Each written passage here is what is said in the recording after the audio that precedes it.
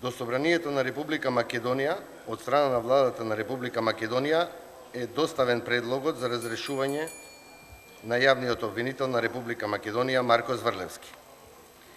Владата на Република Македонија, предводена од премиерот Зоран Заев, како основна цел пред себе ја постави задачата за враќање на довербата во правната држава и владењето на правото, и со тоа еднаквоста на сите граѓани пред правдата.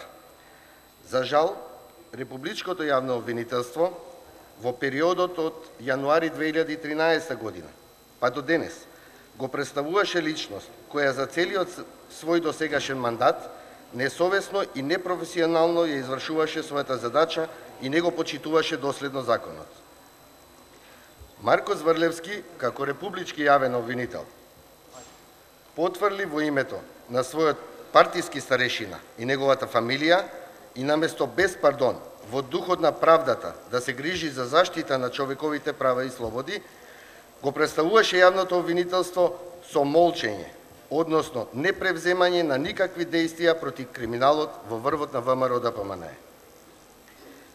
Јавното обвинителство се претвори во контролиран инструмент на власта, а сето ова е констатирано во сите извештаи на Европската Унија, ОПСЕ и сите реномирани надлежни институции.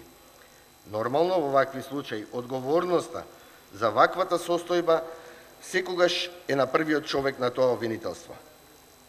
Барањето до ова собрание е поднесено согласно член 67 од Законот за јавно обвинителство, особено став 2, каде владата на Република Македонија може да побара од Собранието на Република Македонија разрешување на јавниот обвинител од неговата функција пред истекот на мандатот од следниве причини: поради незаконито, ненавремено и недоволно стручно вршење на функцијата, ако со своето однесување и дејствување покажува дека не е способен за извршување на функцијата, ако не поднесува барања за покренување на кривичната постапка за случаи предвидени со закон и поради нарушување на угледот на функцијата.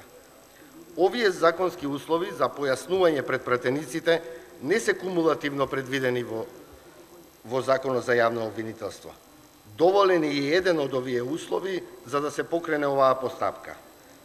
Владата на Република Македонија смета дека кога се работи за републичкиот јавен обвинител Марко Зврлевски, сите овие услови се исполнети за негово разрешување. Би сакал да искористам да напоменам неколку од случаите во кои јавниот обвинител беше директно инволвиран во негативна смисла на зборот со негово непостапување или постапување спротивно на законот.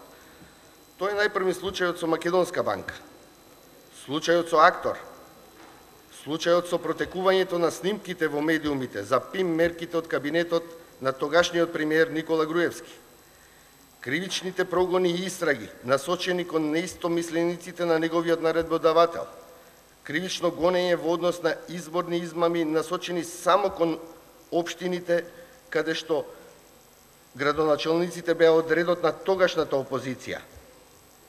Исто така, скандалот со поднесувањето на барањето на заштита на законитост до Врховниот суд за лицето Сејат Кочан, лице во бегство, со предмет кој е воден од страна на специјалното јавно обвинителство без да има надлежност за такво нешто.